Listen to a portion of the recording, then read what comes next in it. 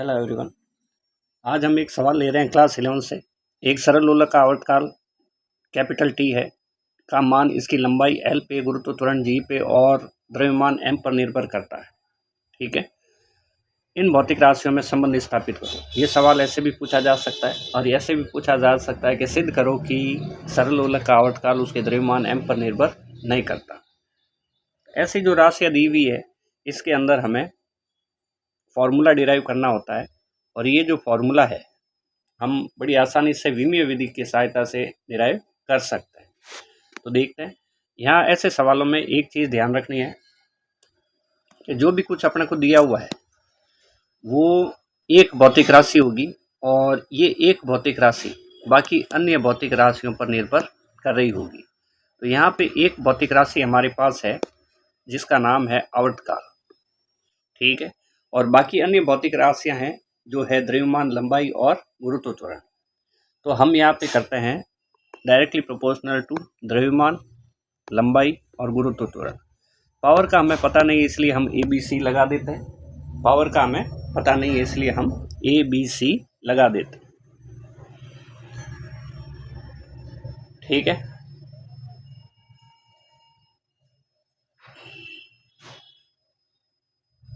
ये हो गई हमारे पास इक्वेशन फर्स्ट। अगर हम ये प्रोपोर्शनलिटी साइन हटाएं तो m की पावर a कोई कांस्टेंट आएगा, m की पावर a, l की पावर b और g की पावर c, इक्वेशन नंबर 1। ठीक है, अब आवर्तकाल है, टाइम पीरियड, इसकी जो डायमेंशन होती है, विमा होती है, वो होती है L0T1। ठीक है, k जो है वो विमाहीन नियतांक है, डायमेंशन लेस द्रव्यमान है, उसकी विमा होती है मास के लिए m1 और पावर में आ जाएगा हमारे पास a, और लेंथ है तो L1 हो जाएगी, पावर में आ जाएगा हमारे पास b। और गुरुत्व त्वरण है, द्रव्यमान गुरुत्व त्वरण है वो होता है हमारे पास L1T-2 मीटर पर सेकेंड स्क्वायर, पावर में c, m0 L0 T1। m की पावर a है तो m a हो गया, 1 इंटू ए। l की पावर 1 इंटू बी, बी हो गया। l की पावर 1 इंटू सी, सी हो गया। t की पावर -2 इंटू सी, -2c हो गया। घात पे घात हो तो घातों का गुणा होता है, m0 L0 T1 तो ये हमारे पास है, और ये है m की पावर a। देखो l और l आधार समान है तो घातें जुड़ जाएगी, l की पावर b प्लस c। ठीक है, और t की पावर रह रही है -2c, t की पावर रह रही है -2c। लेफ्ट हैंड साइड और राइट हैंड साइड में बेस सेम है तो इनकी पावर भी सेम रहेगी।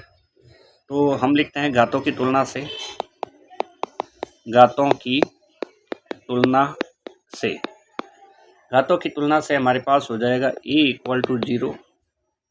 देखो सेकंड हो जाएगा b प्लस, इसको हम इक्वेशन 1 2 3 दे सकते हैं।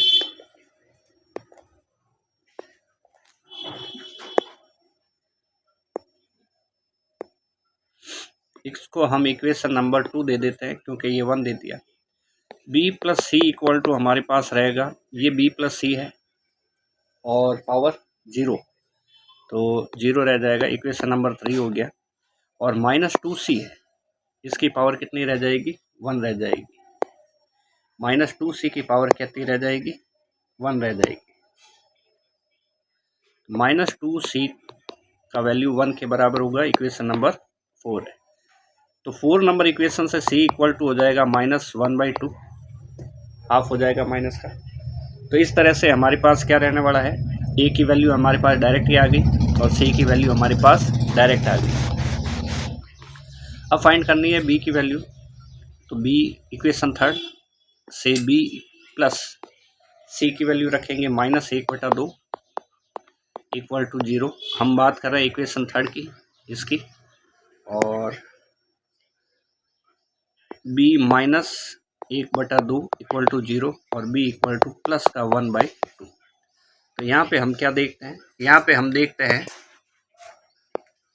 जो वैल्यू हमारे पास आई है, ए इक्वल टू आया है हमारे पास 0, बी इक्वल टू आया हमारे पास प्लस का हाफ और सी इक्वल टू आया हमारे पास माइनस का हाफ। इक्वेशन 1 को ध्यान से देखो। इक्वेशन 1 में हम ए बी सी की वैल्यू रखने वाले हैं। ए बी व सी के मान समीकरण 1 में रखने पर, समीकरण 1 में ए बी सी के मान रखते हैं। समीकरण 1 में अगर ए बी सी के मान रखते हैं तो हमारे पास क्या आएगा,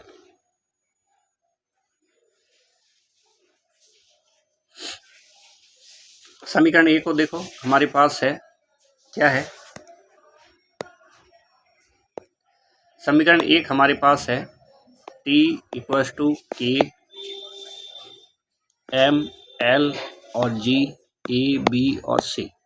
तो हमारे पास टी इक्वल टू रह जाएगा, देखो ए की वैल्यू हमारे पास रह रही है कि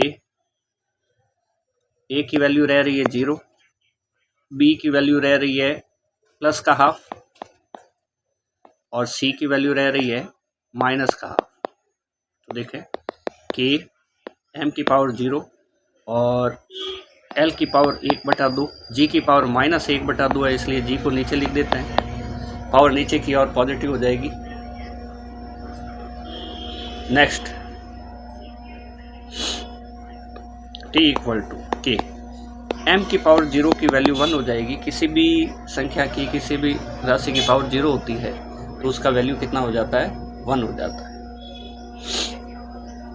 तो हम इंटू 1 लिखेंगे, यहाँ पे √L और यहाँ पे √G। किसी की पावर हाफ हो तो हम उसको रूट के अंदर लिख सकते हैं, टी इक्वल टू के √L भी रूट में है, G भी रूट में है। तो ये हमारे पास फॉर्मूला आ गया। के की वैल्यू हम विमेय विधि से ज्ञात नहीं कर सकते, के की वैल्यू हम विमेय विधि से ज्ञात नहीं कर पाते क्योंकि के कांस्टेंट है और कांस्टेंट राशियों की विमाएँ नहीं होती, शुद्ध कांस्टेंट की विमाएँ नहीं होती। के का वैल्यू अलग विधि से हम ज्ञात करेंगे तो हमारे पास 2π आता है और ये L/D। तो इस टाइप से हमारे पास इसका फॉर्मूला आ गया, T = 2π L/D। अब यह इस फॉर्मूले में हम देखते हैं कि मास अवेलेबल नहीं है। अगर द्रव्यमान नहीं है तो इसका सीधा सा मतलब है कि सरल लोलक के लिए आवर्तकाल का मान उसके द्रव्यमान पर निर्भर नहीं करता है। ठीक है।